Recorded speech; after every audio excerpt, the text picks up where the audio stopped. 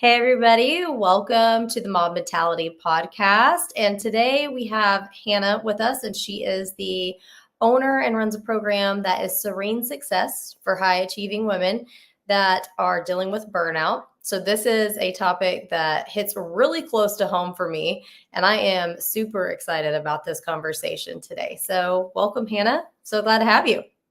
Well, thank you. Thank you for having me on. It is an honor. Yeah. So if you don't mind, let's just jump right in and tell us a little bit about your story, how you got here, and why this is so important for you to be able to coach and help other women in this realm. Absolutely. So I've had a couple of careers and I've noticed that I do tend to push myself to burnout kind of no matter what I'm doing. So I realize it's not just the job. There are absolutely external factors that contribute to burnout. But it's also how we approach things, right? So my last burnout, I had babies.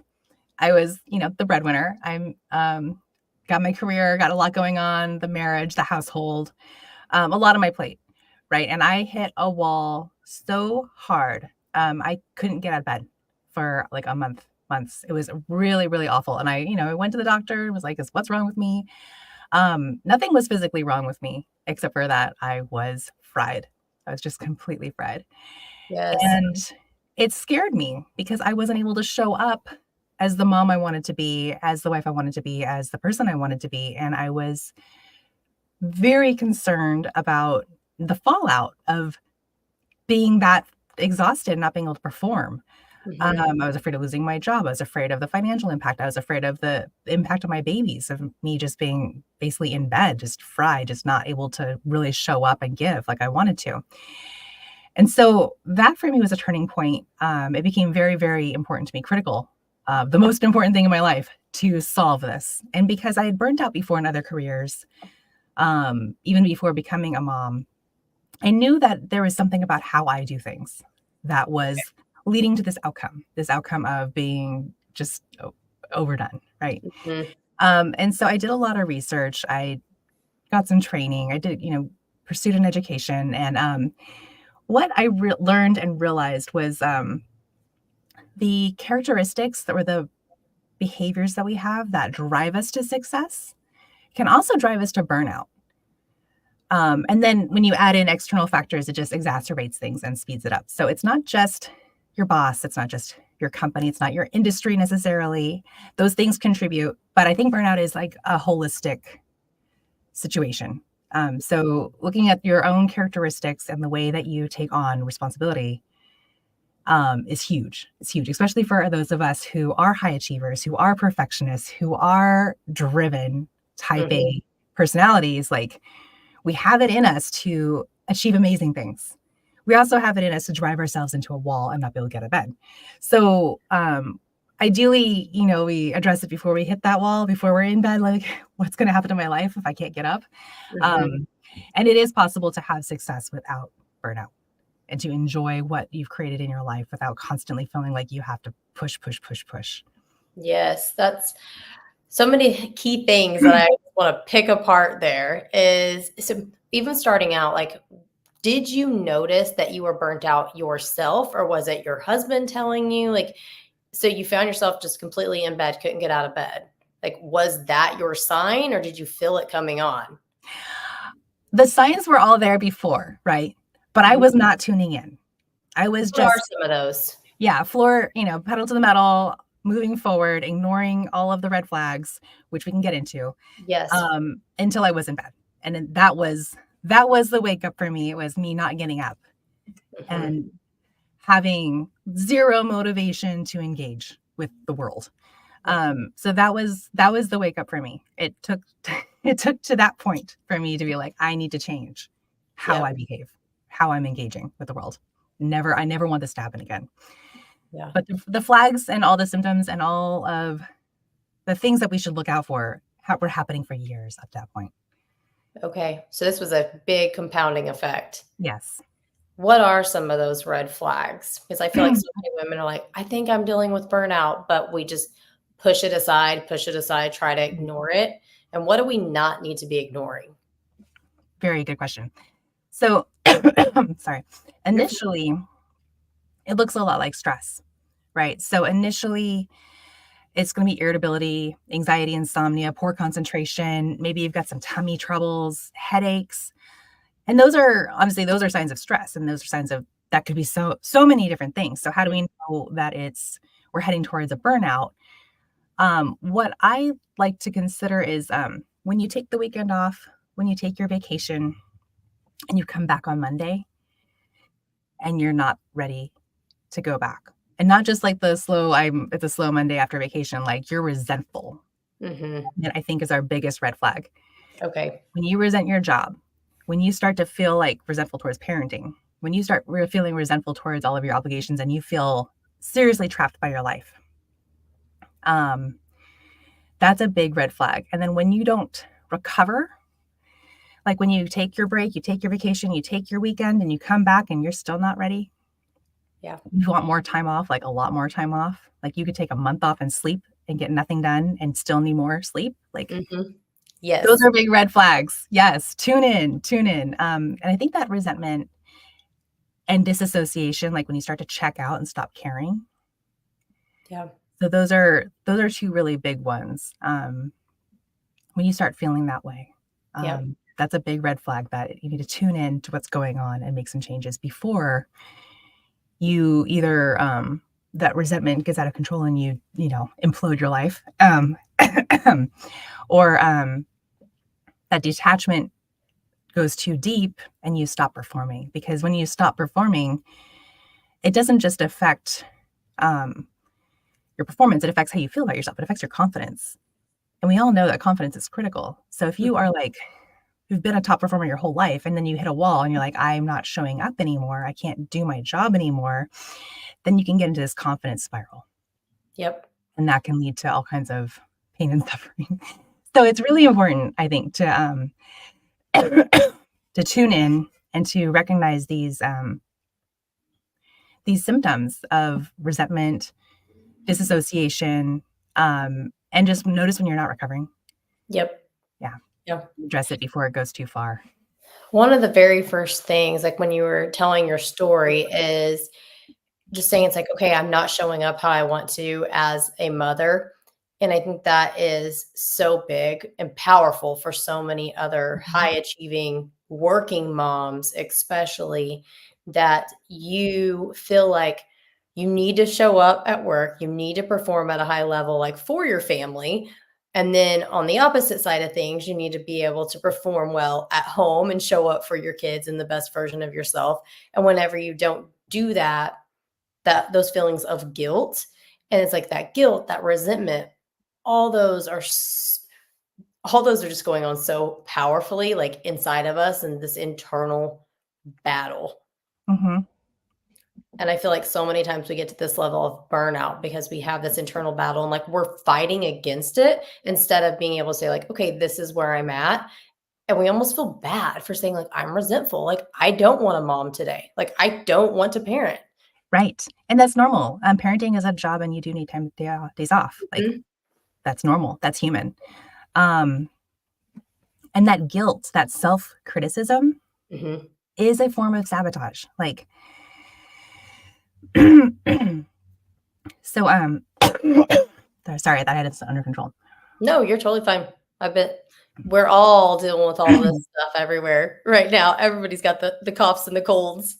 Yes. And so that guilt about not being perfect all the time, that fear of not being worthy, so that those beliefs that we have to be perfect all the time, that we have to prove ourselves, that we have to constantly show up and be on all the time, those are some of the beliefs and the fears and the mindsets that drive those behaviors that lead to burnout. So if the behavior is overhelping, or if the behavior is perfectionism, or if the behavior is being the nice girl, like the one that never says no, the one that smooths it all over, the peacekeeper.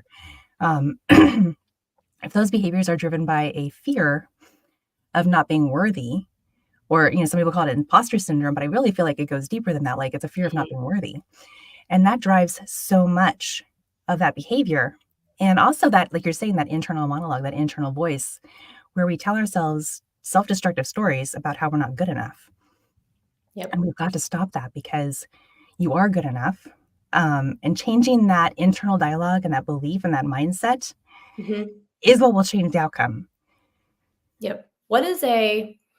So I want to talk even just like strategy and something that is very like, okay, we can go out and apply it immediately because I think when this like big topic of burnout comes out and the people like for those of you listening, like I said, been there, been like, yes, I'm burnt out. You know, you're burnt out. Like you're listening to this right now and you're like, yep, all those red flags are completely me. And you almost like want to throw your hands up in the air and be like, okay, well, I can't just quit on my kids. I can't just quit my job. I have bills and responsibilities and we have to be we have to be what reasonable with our actions, right? It's part of adulting. But what are the steps then if you're like, I am burnt out, I need something to change and I need to change now before it gets to this point where I'm just completely stuck in bed? Like, what are some things that somebody can do to start beating burnout? I think accepting yourself in the space that you are in Okay. is the first one. Just accept that you need to rest and allowing it to happen and getting help, delegating responsibility and outsourcing. I mean, if you are in that point of life where you can't get up, get help. Like outsource as much as you can. Hmm. Call in your friends and family. Do everything in your power to give yourself space to recover without beating yourself up because it's frankly, you're not alone and you're normal. Like we all need time to recover. Yeah. So give yourself that space to recover. Accept yourself, love yourself. You have to start with loving you before you can be who you need to be for the rest of the world. Hmm. And if loving you means staying in bed and reading silly novels until you're okay, then do it. Yep. Yeah. That's hard permission to ask from ourselves. Like it's like, oh my gosh, we want to be able to do these things. And like we know we may need it, but sometimes I really do believe it takes like an outside person to give you that permission. And that's where having the strength to know that, hey, I need to reach out and I need to ask for some help from friends, from family by hiring somebody that Mhm. like a coach, a mentor, like I definitely believe in that to have like that outside opinion and that person to hold you accountable and push you and tell you that it's okay. It's so true. Yeah, no, a part of my own recovery and what I see with other women is that we actually do need someone else to hold space for us Mhm. because Yeah. we have our spouse who has their needs. We have our children who have their needs. We have our boss who has what they want from us. And we feel like we need to show up for all of these other people, but no one's holding space for us. Mhm. And we don't hold it for ourselves because we haven't been taught that skill yet. Yep. Um, and so while you're learning that skill, hiring someone to be that for you, to hold space for you, to be like, you are important enough to prioritize, to take care of you, fill your cup first, and giving you permission until you can learn to give yourself permission is so powerful. And it accelerates your ability to heal and to create that space in your life. It really does. Yep. And it prevents you from falling, like, even if you do, when you do recover, falling back into the same trap. Yeah. Have you ever even found that people's like once you realize, okay, you may be in a position, even at your job, that you're feeling burnt out, but whenever you take some steps and create some boundaries and work on how you are actually performing in that role, that it may not necessarily be that you need to quit and leave your job, but you can actually keep functioning in the role that you're in or in your job just with some changes. Is that Yes. something that you're able to see? Okay. Yes, absolutely. When I had my situation where I was struggling, I recovered while at the same job, even though that job definitely had all those external factors going on, but I Mhm. was still able to turn it around for myself. And by turning around for myself while still in that position and not burning it all down, I was able to then find a better job and have more negotiating power and all of that because I was standing strong and I still had I wasn't like coming out of it with Yeah. nothing, right? So I know that I've seen women do all of it. Like I've seen them just burn it down and walk away from hundreds of thousands of dollars of RSUs because they're so fried. I've seen women recover and take that money with them and get the next job. Yeah. You can also, depending on your organization, find a new boss, find a new Yep. team. But really, it is about taking care of this first and this first. Mm-hmm. And then you're in a much better position to line up the next thing. Because another thing that we do is those of us who are wired in a certain way to be givers, to take on everyone else's responsibilities and give, is we tend to choose positions where we can do that. So it's really important to heal, I think, before you start looking for the next gig. Yep. So I feel like that's in relationships too. Like you're speaking to women and like in their relationships as well as just like their careers. Yes, it affects your whole life. Mm-hmm. And some of us are going to see it expressed more at work. Some of us are going to see it expressed more with who we choose to date. Some of us are going to see it expressed more with our family dynamic. So but it does, once you tackle one area, it does have like this, what I call like a ripple effect. Yep. Across your life. Yeah, I agree with you there so much. So what are some of the biggest impacts that you have seen specifically with high achieving women that are dealing with burnout? Like where's some of those big internal battles? Like what are some of those limiting beliefs that are really hard to break through and overcome so that way they can begin to rebuild their mental state? Right. So it comes down to those fears that I mentioned. So one is a fear of not being worthy. I see that one so much. In women who are highly educated, they're at the top of their field and they're still showing up every day trying to prove themselves, and they don't need to. Another one is fear of scarcity. And that's when you just think that the pie is not big enough, right? Yeah. So you have to overachieve. You have to show up even more. You've got to be everywhere all the time. You have to have the biggest, best reputation because the pie is not big enough and you don't want to miss out on getting your slice. Mm-hmm. Another fear is, so there's the, sorry.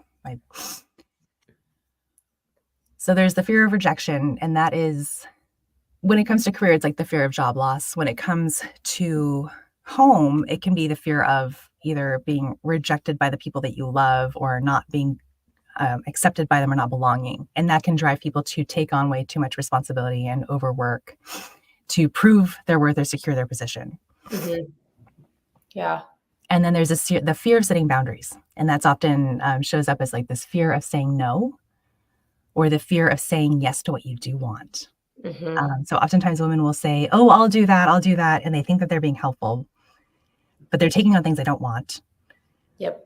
But there is somebody else there that would do that thing that you don't want. And you could take on what you do want. There's so much opportunity to pursue what you really are passionate about. Although one of the things I find is that so many of us kind of forget what we are passionate about because we're so covered in all these layers of expectations and shoulds, and everyone else is doing this, and this is the way to be the best mom and the best wife and the best whatever because I saw it on Instagram or my mom taught me this or whatever. All of that's got to go. You got to pull back those layers and figure out, what are your values? What are your priorities? What matters to you right now? Because you don't have to show up the same way everyone else does. There's a million ways to do this right. Yep. So what's the right way for you? What's going to fill your cup? How can you bring your unique gifts to this world? And it's not by being everyone else. Yep.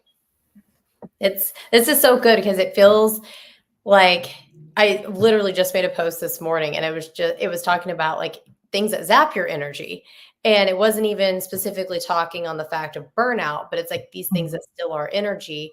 And when you're saying all these things like this comparison of like we're flooded by things on social media. And I mean, everybody shows us their highlight reel. And that's why I've like, even the podcast, like I love to do it just completely like this is authentic. This is who we are. Like we're all human. We all cough. Podcasts aren't perfect. Like we have, crying kids that come in, like all these situations. And it's like, that's what makes us human and makes us real and relatable.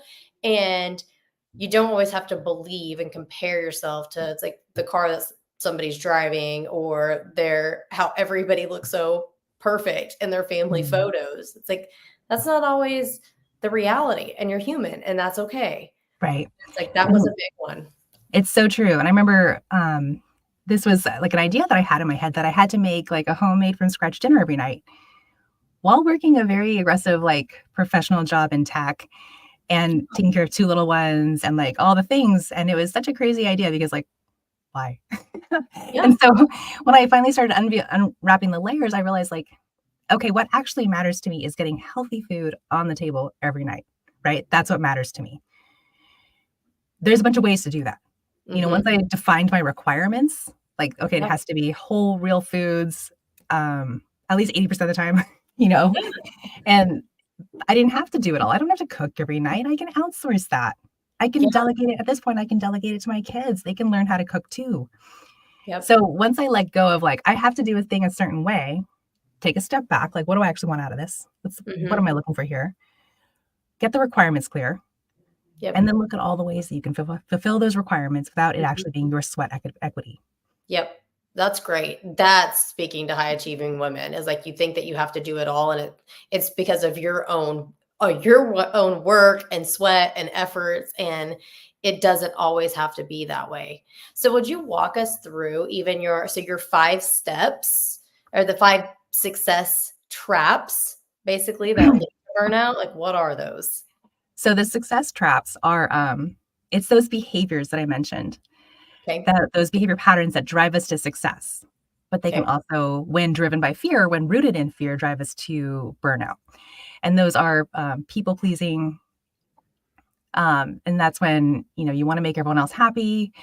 You're constantly overworking. You need approval. And it's all about everyone else. So people pleasing is the first behavior. Perfectionism is the second. That's when, you know, and these all have like a flip side to the coin, right? So there's the good side.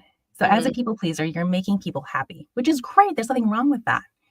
But when out of balance, it becomes you're doing it for the wrong reason, right? Mhm. If it's out of balance, like you're doing it because of fear, instead of because of it's in alignment with your values.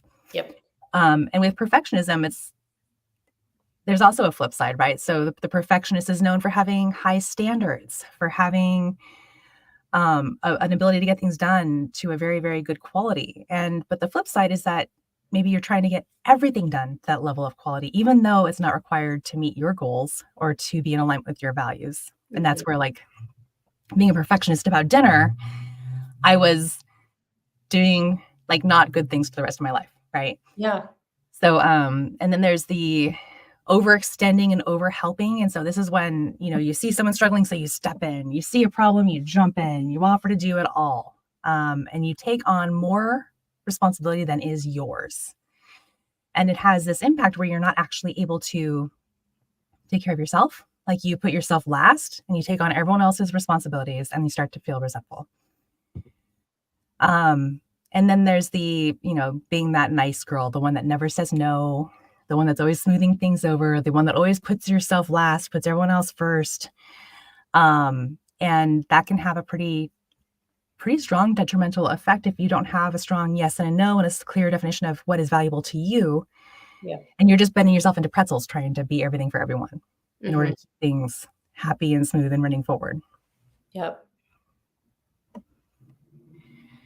Did I get all five?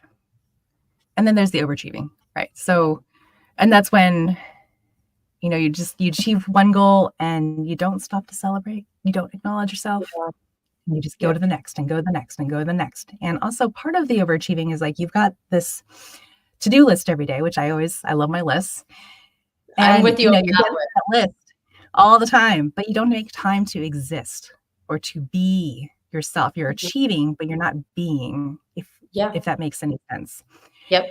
And so when we're overachieving and we're doing it out of a sense of fear, we never allow ourselves that time to just exist, just to breathe, just to be, Mhm. because we're afraid of something, whether it's not being worthy or not having enough.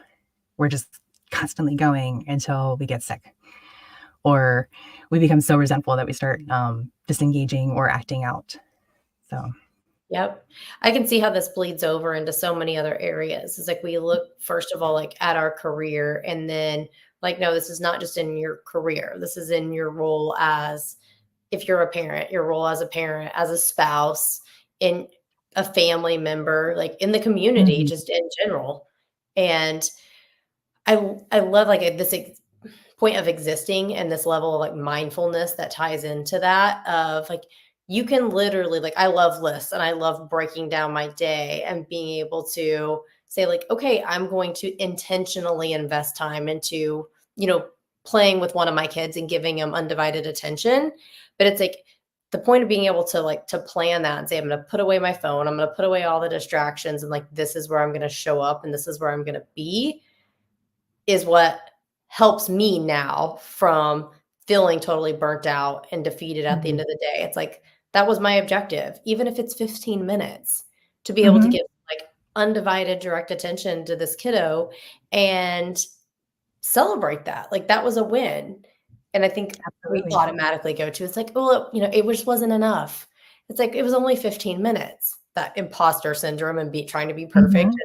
It's like, no, like you gave 15 minutes of just totally focused time. That's way better than an hour where you're scrolling on your phone and just nodding your head.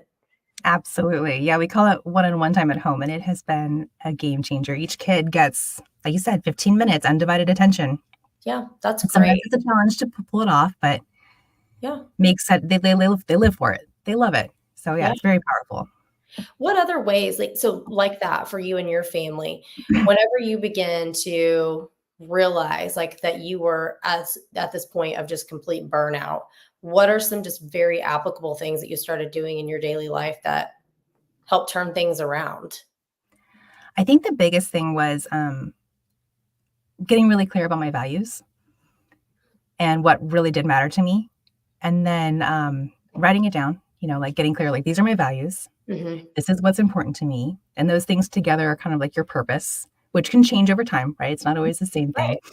Um, so that way I was clear on what I needed to say yes to in my life, and then I started saying yes to those things. So whether that was health, like saying yes to health for Mhm. me was big. Like instead of just all work all the time and then whatever was left, I give to everyone else and then like Yeah, nothing nothing. nothing left for me. So saying yes to health, saying less yes to eating healthy for me, saying yes to getting up and having like an hour quiet time in the morning for me, saying yes to exercise for me, without guilt, because saying yes to those things was in alignment with my values. Mhm. And that's how I want to show up in the world. So getting really clear on my values, saying yes to what matters to me, and then from there saying no to the noise. Yep. Is a meeting with 70 people? Do I need to be there? No, I'm not presenting. I don't need to be there. So I learned to start saying no to things Mhm. strategically. That Yeah. was big. And then I also learned to delegate. Like delegating became huge at this point in my life. I learned to delegate, which is a Yeah. huge, important leadership skill for all of us, especially moms. Delegate, Yes. delegate, delegate, train, encourage, let it go. And so Yeah. that became a big focus of my life for like, I don't know, I think it's been a year just like studying delegation. Like, how can I get this off my plate? That is Um, great. Like you said, there's so many resources out there now on ways that you can delegate just about mhm, everything if you really want to. But if it doesn't align with values, it's like, okay, it needs to go. right. Yeah. Okay.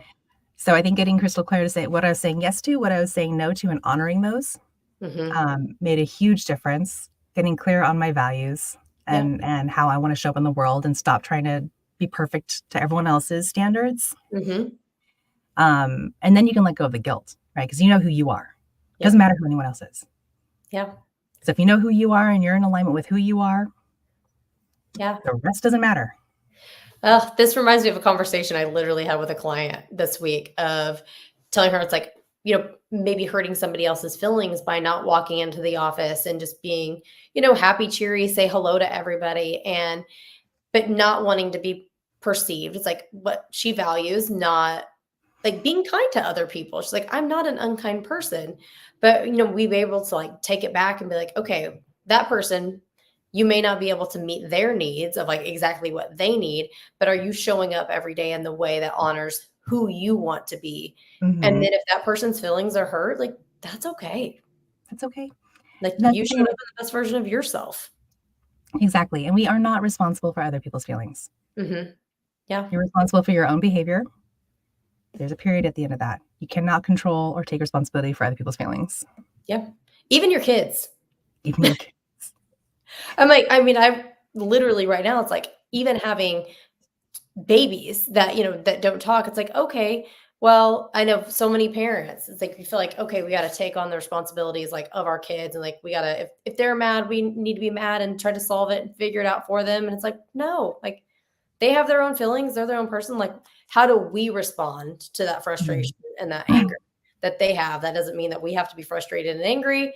It doesn't mean that we have to completely go inward and think that it's our fault either. Like, and I feel like all those things perfectly tie into burnout. Like, you are responsible Yes. for you. Right. Absolutely. Because like if you think of it, like I'm my own person, my skin covers me. You're Mhm. your own person. Even my children, they're their own people and they're going to have their own feelings. And you know, as moms, you've probably seen some feelings that have little to do with actually what's going on, like just big random feelings. And you're like, okay, you're having a big random feeling. Yep. All right, let's ride this wave. Like, I don't need to get involved in that. Like, have your feeling. Yeah. That's Let so them go important. through it. Get to the other side. With relationships, like with your partner, one thing that I feel like is talked about even in regards more to like to men, and I feel like it ties into this topic though. It's like, so with men, it's like they hold so much value in being able to perform, right? And it's like they want to provide, they want to perform, and they deal with burnout or go inward whenever they're not at that level. But I think Mhm. it's not talked about enough that like women, especially high achieving women, deal with this same type of emotional like response to things. Like, we feel like we should be performing and constantly providing, and we put so much of our own we put so much of our worth in being able to perform and provide. Like, that Mhm. literally sounds like you when you were talking about your story. Yes. And it's like, okay, then you're burnt out and you have nothing to give too. So it's like, what's your thoughts on being able to like to turn that around? So our worth isn't all placed in what we're actually achieving. Right. And that's where that step between achieving and being, you know? I mean, for starters, shifting the mindset that you're not worthy or that you have to prove that you're worthy. You're worthy because you are. Like, you are worthy. Period. You are. And then there's the um understanding, and this helped me a lot because I do want to take care of the world, right? It's part of my wiring a little bit, is that I'm the linchpin. If Mhm. I don't take care of me, no one gets anything. Yep. And the better job I do of taking care of myself, the better quality job I'm going to do, the better experiences I'll be able to provide as a mother. I'll actually be able to show up as a wife. Um, so taking care of yourself is your first responsibility. Like, you have to build you up so that you can be this, person that you want to be in your life. If you want to show up in a certain way for others, you have to show up like that for yourself Yep. first. Mhm. Otherwise, you will not be able to show up like that for others. And if you are, you're overextending and you're feeling that resentment, and other people can feel it too. Yep. You're not Yep. hiding it. People can feel that. They might not know what it is, but they can feel it. Mhm. Love it's like modeling the habits. Because I even know when I was reading through some of your things, like, pouring from an empty cup, and Hmm. it's like, that doesn't have to be the default. The default is like, okay, I'm full, like I filled myself up, whether it's through that hour first thing in the morning that's nice and quiet. Be like, okay, I took care of me, so now that way I can take care of you. And this isn't just about having a healthy routine. And I think that's what everything's about now. It's like, what's the best, like morning routine and have a healthy routine. Like, it's not just to say you did it. Right. Yeah. It's like, what's the purpose behind it? Like, what are you actually filling yourself up with? Like, what's your intention and what are you going to get out of it? So that way you can give to other people besides posting that you woke up, at 5 a.m. Right. Because that's not what it's about. No, Um, not at all. yeah, Yep. that's a tool. It's a tool. It's not the end result. Hmm. So I Yeah. think that's where that defining your vision, like just defining what is important to you. What do you want your outcome to look like? Yep. What kind of relationship do you want to have with your kids now in 10 years and 20 years? What kind of career do you want to have? What kind of wealth do you want to have? Like, define your vision, get really crystal clear and really specific about what you're creating in your life. Hmm. And then the routines are a tool. Yep. Everything else becomes things that you can use to get yourself there. And maybe the 5 a.m. routine works for you for a while. And then maybe you hit premenopause and it doesn't work for you anymore and you need to find a new tool. And that's okay. Like realizing that tools that worked for you over here in this phase may not work for you in the phase you're in now, and letting them go because it's not the tool. Mm-hmm. It's the outcome that you're looking for. And there are a million ways to get to where you want to go. Yep. So you just got to find the one that's going to work for you today. Is that where you would tell somebody to start even right now? It's just like, okay, like I know I want change. Like this is not where I'm meant to stay stuck, and where I'm meant to be is to actually start creating that vision, dig deep into it. Okay. Yes. Getting clear on what you do want, because you probably have a good idea what you don't. And you can start with that. I don't want all these things. Then stop. What do you want? Mm-hmm. What are you saying yes to in your life? Because without a very clear, firm, strong yes, you're not going to get there. You know, you can, because what is the phrase? Like what you resist persists. Mm-hmm. If you're fighting against something all the time, that's where your focus is. Yep. So you're probably going to get more of the same. But if you're focusing on what you do want, what you want to create, the good things that you want to see in your life and in your relationships, focus on that. Define it first. Focus on that. Then you'll see opportunities to get there. Yep. That's very beautifully said. So I know you have, I posted in the description for anybody that's listening. And then if you're also watching, like I said, that it'll be in the description, but you had a free download that everyone can grab. Would you mind telling us just a little bit about like what that is? And then also go ahead and sharing your website that they can find it out.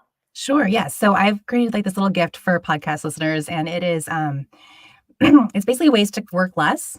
And it applies to career, it applies to home, it applies everywhere, how to cut your hours and get more done while doing less. And you can find it at serenesuccess.net/pod, POD.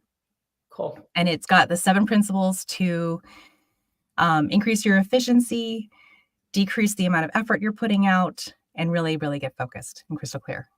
That's perfect. So I linked that in the description so everybody can go grab that. Can they also connect with you? It's at serenesuccess.com. .net. Yeah, it's a .net. .net. So that's where you can find me. Yes. Okay, perfect. Awesome. Well, thank you for joining me today. Like I said, this is such a great topic that people need to talk more about in just a very real way. So it was a great conversation. Thank you. Thank you so much for having me. It was an honor.